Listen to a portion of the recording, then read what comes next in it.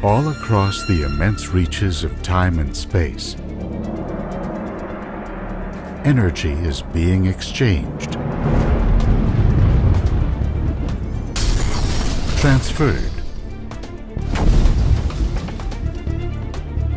released. In a great cosmic pinball game we call our universe.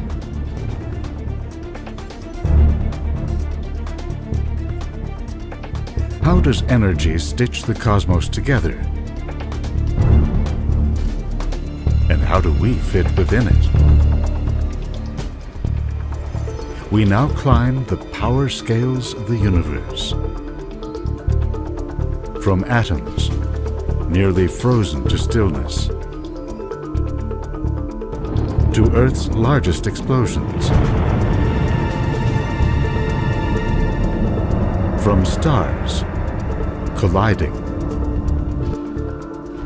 exploding, to distant realms so strange and violent, they challenge our imaginations. Where will we find the most powerful objects in the universe?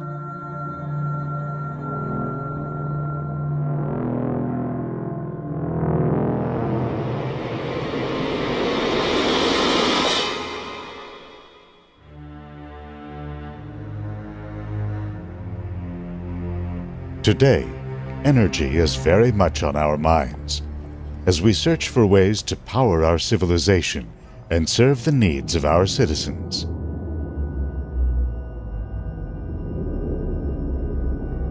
But what is energy? Where does it come from? And where do we stand within the great power streams that shape time and space?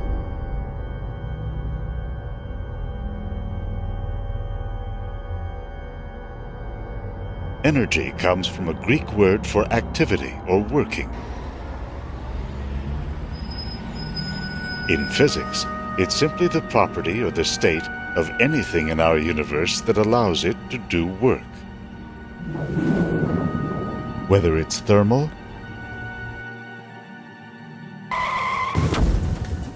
kinetic, electromagnetic, chemical, or gravitational.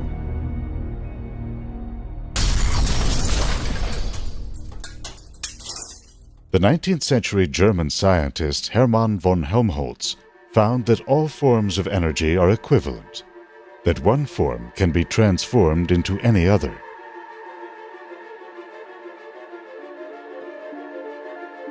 The laws of physics say that in a closed system, such as our universe, energy is conserved.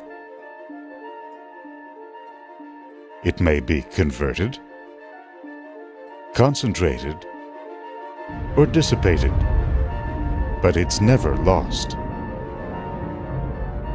James Prescott Joule built an apparatus that demonstrated this principle. It had a weight that descended into water and caused a paddle to rotate. He showed that the gravitational energy lost by the weight is equivalent to heat gained by the water from friction with the paddle. That led to one of several basic energy yardsticks called a joule. It's the amount needed to lift an apple weighing 100 grams 1 meter against the pull of Earth's gravity. In case you were wondering, it takes about 100 joules to send a tweet. So tweeted a tech from Twitter. The metabolism of an average-sized person going about their day generates about 100 joules a second, or 100 watts, the equivalent of a 100-watt light bulb. In vigorous exercise, the power output of the body goes up by a factor of 10, one order of magnitude, to around 1,000 joules per second, or 1,000 watts.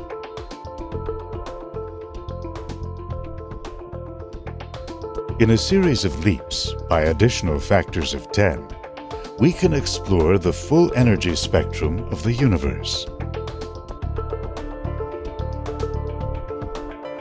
So far, the coldest place observed in nature is the Boomerang Nebula. Here, a dying star ejected its outer layers into space at 600,000 kilometers per hour. As the expanding clouds of gas became more diffuse, they cooled so dramatically that their molecules fell to just 1 degree above absolute zero, the total absence of heat. That's around 1 billion-trillionths of a joule. That makes the signal sent by the Galileo spacecraft as it flew around Jupiter seem positively hot. By the time it reached Earth, its radio signal was down to 10 billion billionths of a watt. Now jump all the way to 150 billionths of a watt. That's the amount of power entering the human eye from a pair of 50-watt car headlamps a kilometer away. Moving up a full 7 powers of 10, moonlight striking a human face adds up to 300 thousandths of a watt. That's roughly equivalent to a cricket's chirp. From there, it's a mere 5 powers of 10 to the low-wattage world of everyday human technologies. Put 10 100-watt bulbs together. At 1,000 joules per second, 1,000 watts, that roughly equals the energy of sunlight striking a square meter of Earth's surface at noon on a clear day. Gather 200 bulbs. 20,000 watts is the energy output of an automobile. A diesel locomotive, 5 million watts. An advanced jet fighter, 75 million watts.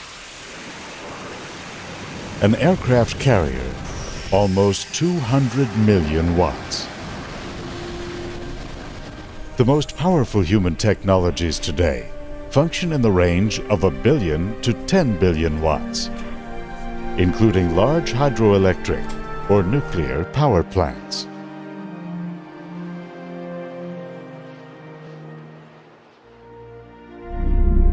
At the upper end of human technologies was the awesome first stage of a Saturn V rocket.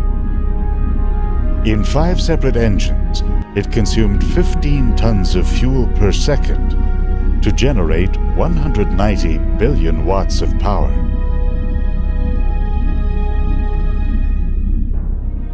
How much power can humanity marshal?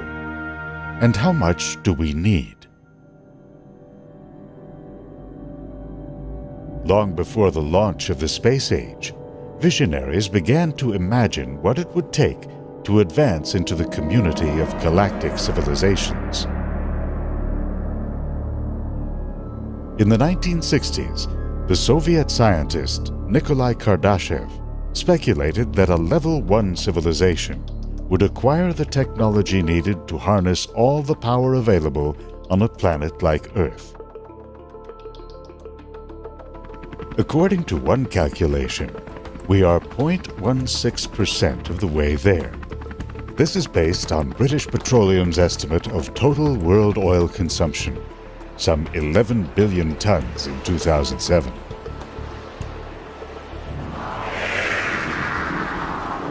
Humans today generate about 2.5 trillion watts of electrical power. How does that stack up to the power generated by planet Earth? Deep inside our planet, the radioactive decay of elements such as uranium and thorium generates 44 trillion watts of power. As this heat rises to the surface, it drives the movement of Earth's crustal plates and powers volcanoes. Remarkably, that's just a fraction of the energy released by a large hurricane in the form of rain. At the storm's peak, it can rise to 600 trillion watts. A hurricane draws upon solar heat collected in tropical oceans in the summer. You have to jump another power of 10 to reach the estimated total heat flowing through Earth's atmosphere and oceans from the equator to the poles. And another 2 to get the power received by the Earth from the Sun at 174 quadrillion watts. Believe it or not, there's one human technology that has exceeded this level. The AN-602 hydrogen bomb was detonated by the Soviet Union on October 30th, 1961. It unleashed some 1,400 times the combined power of the Nagasaki and Hiroshima bombs. With a blast yield of up to 57 million tons of TNT, it generated 5.3 trillion watts, if only for a tiny fraction of a second. That's 5.3 yottawatts, a term that will come in handy as we now begin to ascend the power scales of the universe. To Nikolai Kardashev, a level 2 civilization would achieve a constant energy output 80 times higher than the Russian superbomb. That's equivalent to the total luminosity of our Sun, a medium-sized star that emits 375 yottawatts. However, in the grand scheme of things, our Sun is but a cold spark in a hot universe. Look up into southern skies, and you'll see the Large Magellanic Cloud, a satellite galaxy of our Milky Way. Deep within is the brightest star yet discovered. R136a1 is 10 million times brighter than the Sun. Now, if that star happened to go supernova, at its peak, it would blast out photons with a luminosity of around 500 billion yottawatts. To advance to a level 3 civilization, you have to marshal the power of an entire galaxy. The Milky Way, with about 200 billion stars, has an estimated total luminosity of 3 trillion yottawatts. A 3 followed by 36 zeros.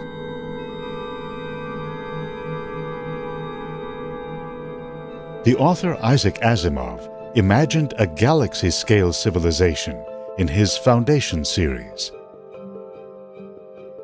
Galaxia, he called it, is a superorganism that surpasses time and space to draw upon all the matter and energy in a galaxy. But who's to say that's the upper limit for civilizations? To boldly go beyond level 3, a civilization would need to marshal the power of a quasar.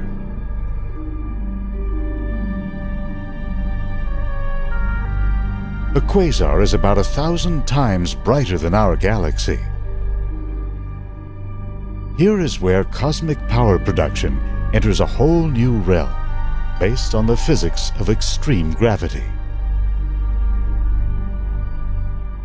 It was Isaac Newton who first defined gravity as the force that pulls the apple down and holds the Earth in orbit around the Sun. Albert Einstein redefined it in his famous general theory of relativity. Gravity isn't simply the attraction of objects like stars and planets, he said, but a distortion of space and time, what he called space-time. If space-time is like a fabric, gravity is the warping of this fabric by a massive object like a star. A planet orbits a star when it's caught in this warped space, like a ball spinning around a roulette wheel. Some scientists began to wonder, if matter became dense enough, could it warp space to such an extreme that nothing could escape its gravity, not even light?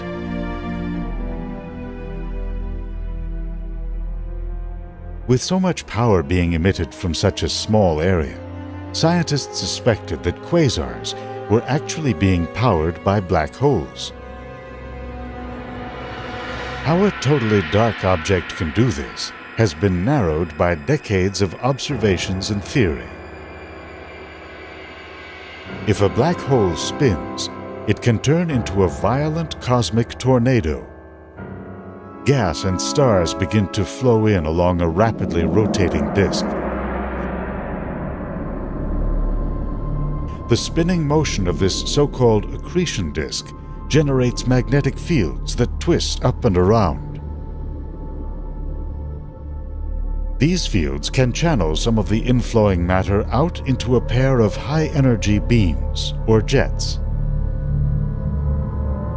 Gas and dust nearby catch the brunt of this energy, growing hot and bright enough to be seen billions of light years away. Amazingly, the power of a black hole can rise to even greater extremes at the moment of its birth.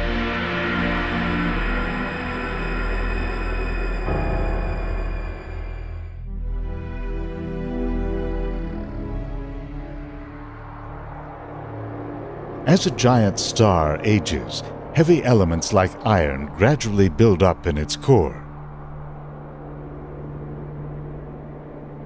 As its gravity grows more intense, the star begins to shrink until it reaches a critical threshold.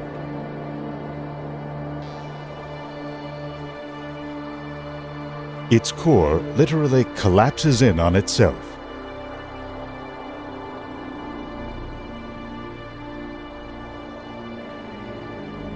That causes the star to explode in a supernova. And now, in death, the star can unleash gravity's true fury.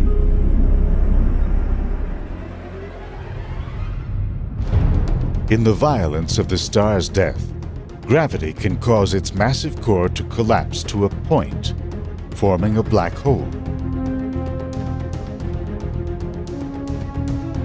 In some rare cases, the newborn monster powers a jet that accelerates to within a tiny fraction of the speed of light.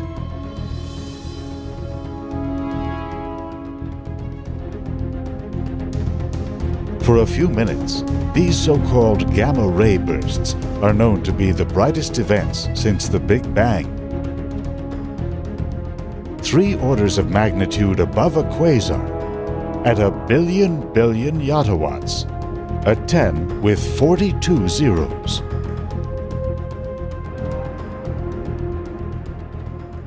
Remarkably, they are still not the most powerful events known.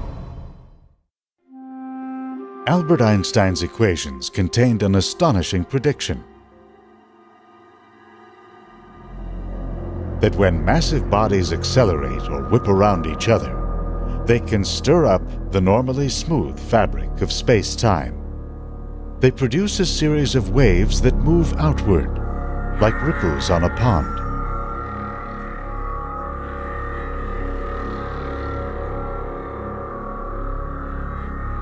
Scientists are now hoping to detect these gravitational waves and verify Einstein's prediction using precision lasers and some of the most perfect large-scale vacuums ever created.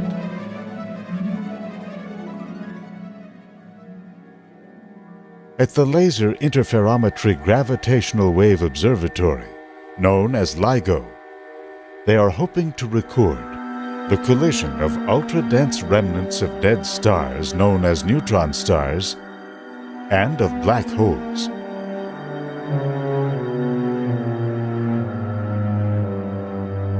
According to computer simulations, as two black holes spiral into a fateful embrace, the energy carried by each gravity wave rises 5 orders of magnitude above a gamma ray burst to 100 billion trillion times the power of our Sun.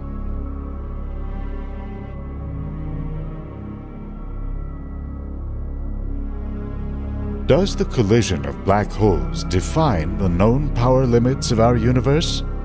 Perhaps not. As turbulent as the environment of a black hole might be, its true power may well lie deep in its core. A black hole's mass is enshrouded within a dark sphere called the event horizon. Since the 1920s, scientists have described the mathematics of the event horizon as the equivalent of a waterfall. It's the point of no return, beyond which water falls freely into the gorge. At the event horizon of a black hole, space itself falls freely in at the speed of light.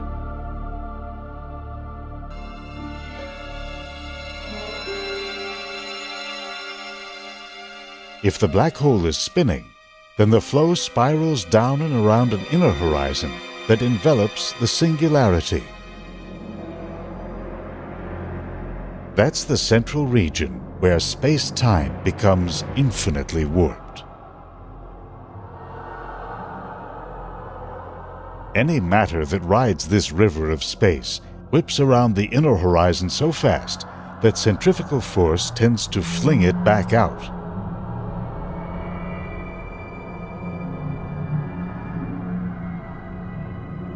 As that happens, it collides with matter that's streaming in, whipping up a ferocious cosmic storm.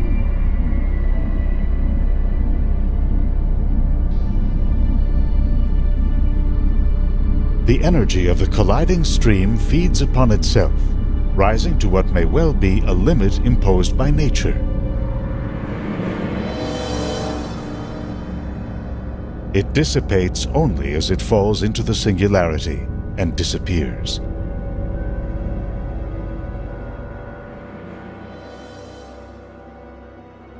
Fortunately for us, gravity walls off such energy extremes behind the event horizon, where they cannot affect the rest of the universe.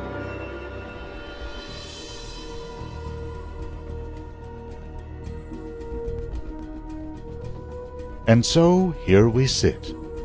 Our world is nestled within a vast stream of cosmic energy, somewhere between the spin of an electron and the maelstrom of a black hole. There's no telling whether a future Earth civilization will be able to harness enough energy to advance into the cosmos.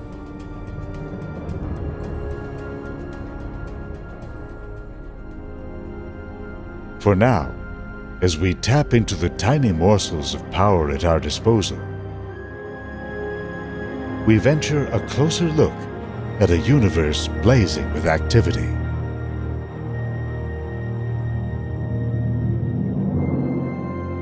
We are its product, and its starstruck admirer.